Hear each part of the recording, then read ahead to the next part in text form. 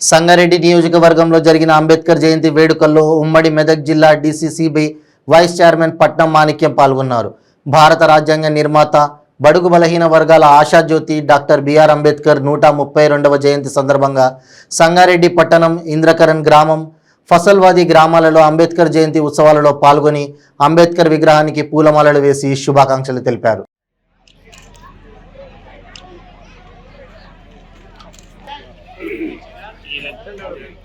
కొంచెం ఇక్కడ కొంచెం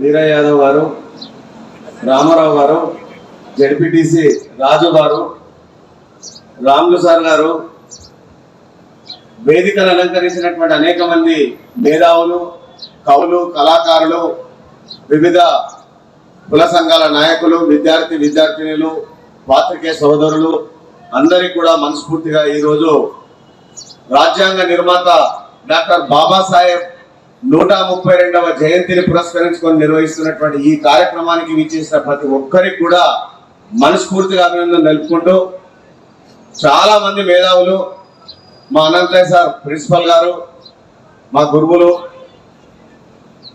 మరి ఇంకా కూడా చాలా మంది వేదిక మీద మాట్లాడినటువంటి పెద్దలందరూ కూడా అంబేద్కర్ ఆశయం, అంబేద్కర్ ఏంటి అనేటటువంటి విషయాన్ని చాలా వక్తలు చెప్పారు. నేను ఒక్కటే నిమిషం మాట్లాడి సెలవు తీసుకుంటా. రాజ్యాంగ నిర్మాత బాబాసాహెబ్ అంబేద్కర్ రచించినటువంటి రాజ్యాంగమే మన దేశానికి ఒక బైబిల్, ఒక ఖురాన్, ఒక గీత అనేటటువంటి సందేశాన్ని మనం సమాజానికి ఇవ్వాలి.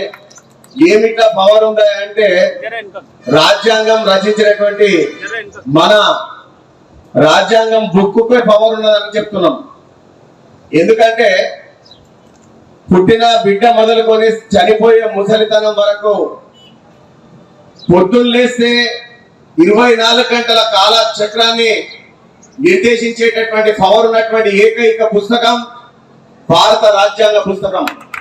దాన్ని రచించినటువంటి బాబాసాహెబ్ అంబేద్కర్ యొక్క చరిత్రను ఘనంగా కొనియాడి కుల మతాలకు అతీతంగా, పార్టీలకు అతీతంగా మనం ఎన్నో రోజులు చూసుకుంటూ వస్తున్నాం.